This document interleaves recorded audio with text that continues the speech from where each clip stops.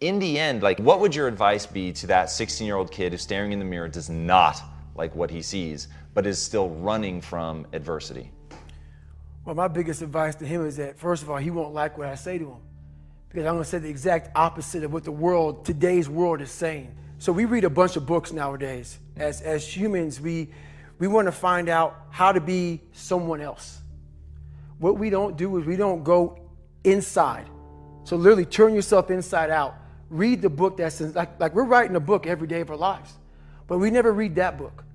So what I would challenge this young man or young woman to do is you have to look inside of yourself to see what you really want. What are you passionate about? We use these words and these little phrases of only the strong survive and all this other crap. They're all just fucking words. I get so tired of hearing people just talking. Like right now, someone may think Goggins is just talking. You don't know me. So when I speak from passion. I speak from experience. I speak from suffering. I have to tell this young man or woman that the only way I believe, and this is just my experience in life, the only way you're ever going to get to the other side of this journey is you have got to suffer to grow. To grow, you must suffer.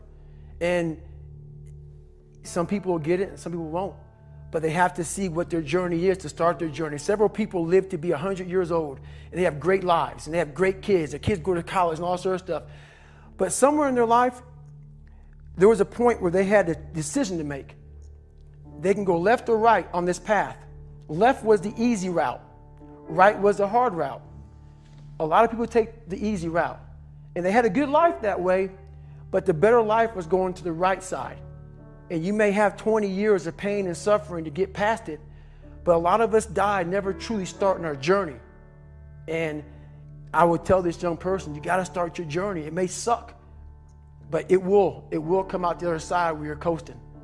So it's really, I want to go back to what you're saying about that we write our own book, we're writing it every day, but we actually don't take the time to read it. So what do you, as you were saying that, here's what I was saying, tell me if this is where you were going, that basically you're writing down these things that are sort of becoming your identity, about being weak, about avoiding suffering, about being soft, essentially. I mean, all the things sort of by default, they're in that camp.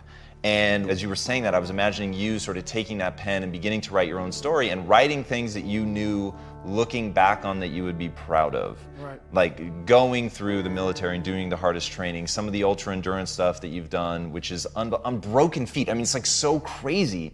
In fact, is that what you meant by writing that story? So what I meant by that is like every day we're seeing who we are as people. When I was growing up, I lied for people to accept me because I didn't accept myself.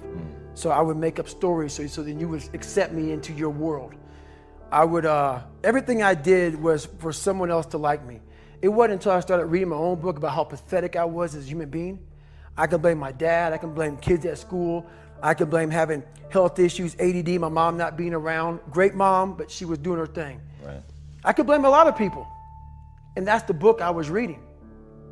And I put it off on everybody else. It wasn't until I said, you know what, for me to fix this, I gotta read what the fuck is wrong with David Goggins. Not blame anybody. Read my book and say, okay, I'm afraid of my shadow. How can I overcome that? Go in the military, get your ass kicked, do things you hate to do, be uncomfortable every fucking day of your life. Roger that. I'm not the smartest kid in the world. Okay. Instead of somebody saying, oh no, you're smart. No, don't say that to yourself. I said to myself, no, I'm a dumb motherfucker. Okay, roger that. How you get smarter? Educate yourself. So the things that we run from the truth. We're running from the truth, man. So the only way I became successful was going towards the truth. As painful and as brutal as it is, it changed me. It allowed me to become, in my own right, who I am today. One of the most powerful things I think anybody can do, so I used to struggle with self-esteem, and my thing was I focused on being smart and I just wasn't that smart. I focused on being right and I was wrong a lot. And so it created this weird thing in my life where I would constantly try to put myself around people who were less and less intelligent so that I could feel good about myself. And the bad news is it's actually a really good strategy for that. Right. Being around people that were less intelligent than me really did make me feel good. Like I felt good about myself. But I literally referred to myself at the time as the king of remedial jobs because those were the only jobs that I could really shine at. Right. And it wasn't until I realized I can actually change what I build my self-esteem around. And I can start building my self-esteem around, instead of being right or being smart, being a learner and being willing to admit when I'm wrong. And so the thing that I began to build my self-esteem around was being willing and able to stare at my inadequacies. Right? What you said, like I fully understand like how this interview is gonna be, I mean, you warned me ahead of time, this interview is gonna be bifurcating. People are gonna love it and some people are gonna hate it. But dude, I so believe in the notion of looking at yourself and if you are pathetic, owning it, right? And saying, because my thing is you can change it, right? Which you have proven in no uncertain terms. That's it. But if you don't admit it, you're never gonna be on the path to changing it. Exactly. Walk us through, because this is one of those crazy stories. I can't imagine how you pulled this off. Your first ultra marathon, which you got into like really fast, and one why you did it, because I think that's incredible. So the first ultra marathon wasn't smart at all. So basically what happened was I was at military free fall school with Morgan Luttrell. Marcus Luttrell, if you guys don't know, was the lone survivor, the guy. He was in a bad op went bad. He was the only Navy SEAL that lived. Long story short. Got to get the book, read Lone Survivor, great story. Morgan is Marcus Luttrell's twin brother, and I was there with Marcus. So what happened was myself and Morgan were in free fall school. At the same exact time, Marcus was in the worst incident in SEAL history. So I knew that Marcus might be dead. He wasn't dead, everybody else was dead. So I actually brought Morgan, I actually told Morgan, hey man, your brother was in a bad incident. I don't know if he's alive, I don't know what's going on. Long story short, Marcus is alive, and I go on to want to raise money for families. All these guys died, they all had kids. I want to raise money for the Special Operations Warrior Foundation. It's a foundation where 100% tuition goes to these kids to go to college, full tuition, whatever. So I found this great foundation. I'm going to raise money for it. So I said, you know what? I have to Google something that's evil, something very hard. I knew nothing about ultra marathons. I hadn't even run a marathon. I knew nothing about this world. So I Googled the top 10 hardest races in the world. And what comes up is a Badwater 135.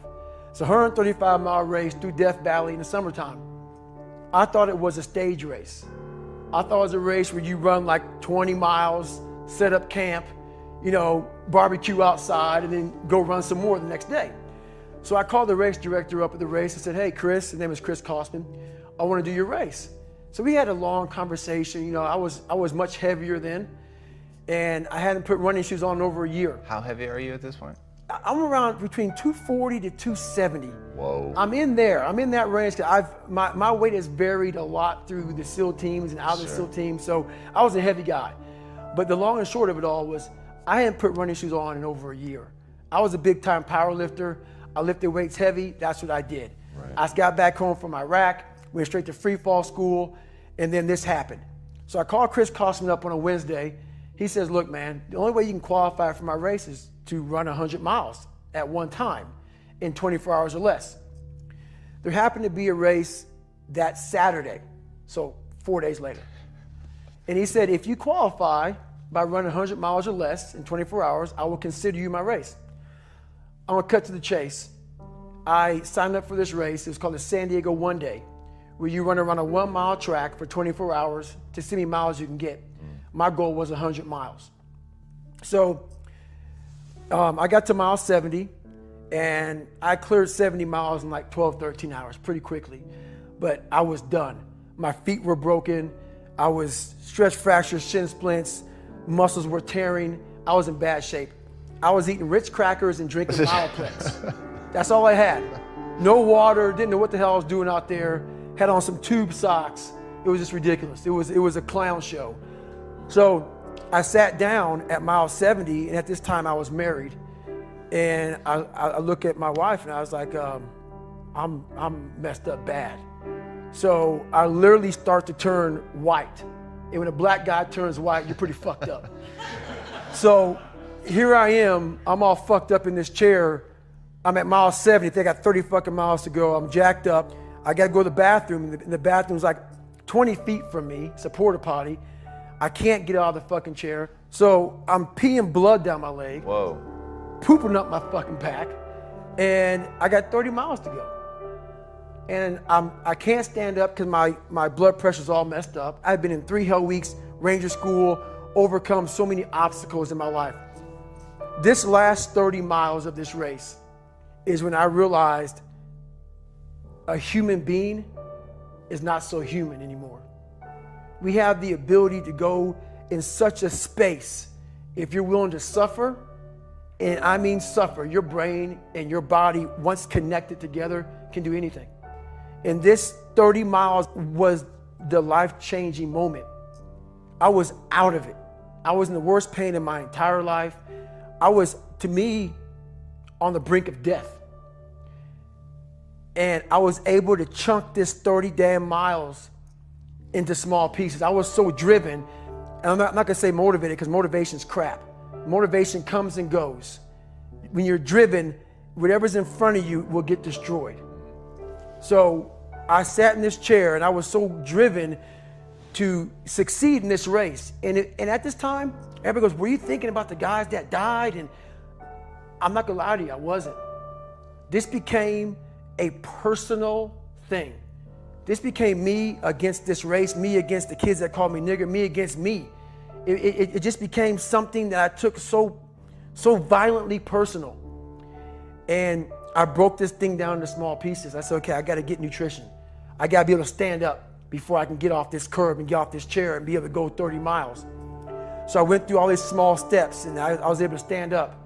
And then from standing up, I was literally walking around with my wife at the time, and she goes, you're not gonna make the time. She goes, you're walking like 30-some minute miles.